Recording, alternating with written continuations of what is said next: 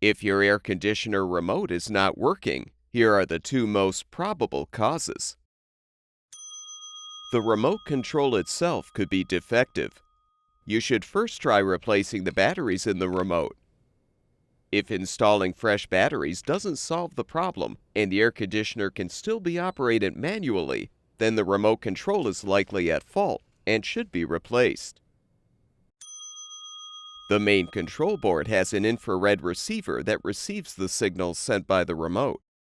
If the board's infrared receiver is not working, the remote will not be able to communicate with the control board. You can replace the board with a new one, but you should first confirm the remote is functioning properly.